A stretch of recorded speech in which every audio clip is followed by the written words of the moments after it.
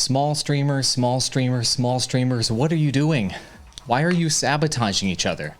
Why are you creating this toxic environment for each other, sharing bad advice to each other, giving each other false hope that your stream is gonna grow, parroting, lack of unity? Why is this happening? Well, there's a heartfelt post on the official subreddit, well, it's not unofficial subreddit for Twitch. It has nearly 1 million followers. It is the biggest creator community on Twitch, where somebody outlines everything that's happening within the Twitch community and streamer community, where small streamers are actually crushing each other and sabotaging each other's careers. I want to break down everything in this post. It was highly upvoted. You got to stick around for this one because you need to escape some of this negativity, escape the sabotaging, escape the misinformation if you want to succeed as a content creator. Stick around to the end. You can't miss this one. And here's the post on Reddit, and I'm just going to break it down for you guys and make it really simple for you to understand. And this one I thought was a fantastic move by one of the community members to actually break this down and to share with the rest of the community what they were feeling and what they were seeing, because I've been seeing the same thing. I have been following the Twitch subreddit for quite a long time, as well as Twitch fails, Twitch clips, etc. And this sort of post was needed. Because these communities end up tearing each other apart. So this is a super hot take. They admittedly say that. And I'm just going to break this article down, or this post down, and talk with you guys about what you can learn from this. So as they're saying, like many of you, I started at streaming at 1 to 0 viewers. In fact, my first streams are spent with my mic muted until my first chatter popped up. And after a year, they ended up succeeding and getting an average of 100 viewers per hour, which was great. And they put in a ton of work and investment into equipment, 1,000 lessons and learning experiences. And as you grow, the lessons and knowledge that you need to consistently improve happens. And so he details in this post, and by the way, the user here is Firearmed. And he details in this post that on the subreddit for Twitch, which has 932,000 people bleeding purple, streamers that are bleeding purple, the topics on this subreddit used to be about how much revenue should I be spending each year on investments into my stream. Talking about software subscriptions, hardware subscriptions, good conversations to have. Asking people what's the best webcam, what's the best mic, what's the best lighting, what are all the best things I should be investing my money in? Should I be investing in Restream? Should I be investing in advertising, etc.? Those are great conversations to have. Also, in the early days of this subreddit, before over 1 million people started piling in, how do I manage chat when 50 people are chatting at the same time? A very healthy thing to talk about, right? When you have so many people chatting at the same time, should you go into slow mode? Should you just take a moment to answer every question? How do you pick out the best ones? Good stuff, challenges that streamers have as they're scaling up. It used to be positive. How do I handle being the target of a hate raid on Twitch and Discord? We just did an episode of the Digital Drop podcast today talking about this, right? How do you deal with the haters and the trolls, etc.? So these are all really important topics that streamers need to be talking about and having healthy conversations about on the internet. However, as they detail here in this post, it has completely changed. And so the big topic that I really wanted to cover today is the concept of toxic positivity. And so, as they detail here, there's one great example of toxic positivity on /r/Twitch that happened recently. It was a post from someone here a few months ago who basically stated, I've been streaming for several months now for 1 to 2 viewers, and maybe streaming's not just for me. And obviously every streamer deals with this. And the problem is, when people post this sort of thing on this subreddit and other subreddits out on the internet, the responses from the vast majority of the community are, just keep going, you're doing great. Keep it up, don't stop being you. And we all start from somewhere, just keep streaming, you'll make it. So I agree with the poster of this article, and I want to talk about this for a moment with toxic positivity. So obviously you want to surround yourself in life with people that are encouraging you to go chase your dreams and to go make it happen, right? This is something that's super important. However, if the people are telling you to keep going and you're doing great, when you're actually failing, they can hurt you in the process. And thank you very much to Pit Boss Pat for the super hearts on Periscope. Appreciate it. They can hurt you in the process. And so the real allies that you have on the internet and in your streaming career and in your creator career are people that, number one, have experience and they've actually had success. And so if you're taking advice from, let me share an analogy with you that one of my bosses, my former bosses, told me. And it was that, and he's in the finance space, but I think you can appreciate the analogy.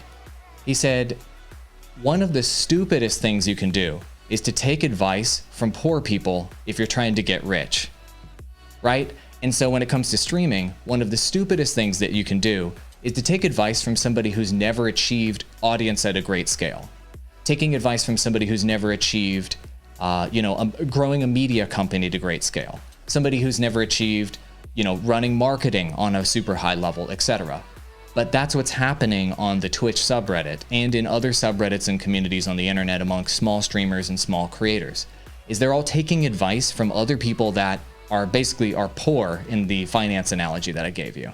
And so all of these people that have the wrong idea, don't understand the best practices, and don't have the experience to be giving advice, are all acting as gurus within these communities, causing toxic positivity. And so I like that term of toxic positivity because it's toxic because it's sabotaging your creator career. It's sabotaging your YouTuber career. The only people that you should be taking advice from in terms of how to grow as a streamer and what have you are people that have achieved success and can prove to you that they've achieved success. So for me, for example, I've been a marketing executive for the last 10 years. I built the biggest gaming network ever on YouTube with billions of views. I've grown from scratch, and I've showed them to you a bunch of times. All the channels I've grown from scratch to over 1 million subscribers, etc. Right? And I've been a Twitch partner for almost 9 years, blah, blah, blah, blah, blah. I can show you my credibility just as an example of how I've scaled up media businesses, tech businesses, YouTube channels, marketing agents, marketing operations. And so I have credibility because I have that experience. So do people like Alpha Gaming. So do people like Roberto Blake, Daryl Eves, Nick Nimmin, all these guys Devin Nash, guys that give advice on YouTube, right? They've got credibility because they've been there, they've done that, and they've scaled up on some level, right? So this toxic positivity where you're saying, keep going, you got it, buddy, you're gonna really make it, is like telling the super short kid that, you're gonna be an NBA player one day. It's like telling the kid that's 5'4", you're gonna be an NBA player one day. And you got it, just keep going, man. One day you'll be playing there. I mean, maybe you're a 1 in 10 million person that makes it. But generally speaking, if you're not over 6'6", you have no chance. And generally you need to be even taller than that, right, to make it in the NBA. So you should probably tell the kid that's 5'4", you can play basketball because you love it, but you maybe should be focusing on other things in your life and in your career. And it's dangerous to continually encourage someone who is doing something that is failing to do it exactly the way they are right now. So instead of telling, a small streamer, like you see in the article behind me about toxic positivity, instead of telling a small streamer, you're doing great and keep going, you should maybe give them some feedback on how they could improve. And don't give that feedback from like a guru perspective, like, let me tell you as an expert, unless you're actually an expert. So one thing you could do as a small streamer that isn't toxic is you could say, hey, I came by your stream today and your mic was peaking when you were playing Fortnite, whatever, with such and such. You should take a look at your levels, something like that. That's good feedback. That's critical feedback. That's something that's helping them improve, right? And so that's something that could actually help that creator and that streamer grow. So that was helpful, but telling them you're doing great and don't stop being you, that's not working. And so I talk to so many clients that come using my coaching services that have been experiencing this sort of toxicity and this sort of this false positivity that you see right here in this article that he's talking about. Keep it up, don't stop being you. And we all start somewhere, you'll eventually make it, but they don't eventually make it. And then that's why they end up booking me, is because they want to talk directly to an expert on a coaching call to finally be on a path to success, to finally break the cycle of doing things that aren't working. When you're streaming to 1 to 2 viewers, when you're streaming to 0 viewers for a super long time, it blows my mind when I see the posts on this subreddit and others that used to be on the Mixer subreddit. There were 4 million Mixer streamers. It blows my mind when you see the posts that are saying, I've been grinding 30 hours a week for 3 years and I've only achieved 6 concurrent viewers. And it's like, oh my gosh, who was encouraging you to do that along the way? And the thing is, they have a network of people that were there encouraging them to do that along the way. And that is dangerous. Those people are not allies. Those people are your enemies. So I would tell all of you guys that are listening and watching right now, you need people that are going to give you the ice cold advice that you need to hear. This is why let me just talk about this.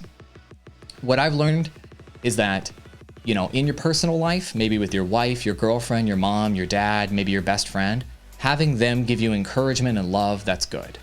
But when it comes to business, when it comes to your career, when it comes to streaming, when it comes to building your online profile, when it comes to things that you need to do and that you're super passionate about doing, you need somebody to help you that can remove the emotion from the equation. You need somebody that can remove the feeling from the equation when you're thinking about it and help you look at the ice cold facts of what's going on. That's why when I coach people and I look at what they're trying to achieve, I look at the results they've already had. I look at their data and analytics, and I constantly show them charts and data and facts when I advise them. Because what I've learned is when I started as a creator about 11 years ago on YouTube, whenever I made emotion-driven decisions, they were almost always wrong. And when I made fact-based decisions, those ended up resulting in growth. And just yesterday, I finally quit my job as a media executive to go full-time as a creator. I've been waiting to do this for a long time because I made those ice-cold business decisions to get here where I am today, where I'm now making enough money live streaming, YouTubing, and running my coaching business to actually do this for a living.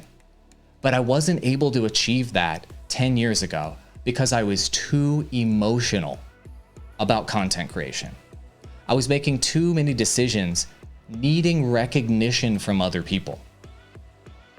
And so I was very susceptible, and I looked at my phone all the time. I was looking at my phone all the time, and I was like, you know, I need somebody to like this video. I needed it emotionally. I need somebody to give me positive feedback on this video. I needed it to keep going. I had this emotional need to continue to create content then, and I was not ready to remove the emotion from the equation and focus just on business. And so that's why this toxic positivity they're talking about on the Twitch subreddit is so important to recognize. Look at yourself. Are you vulnerable to that as well? Do you need the likes emotionally?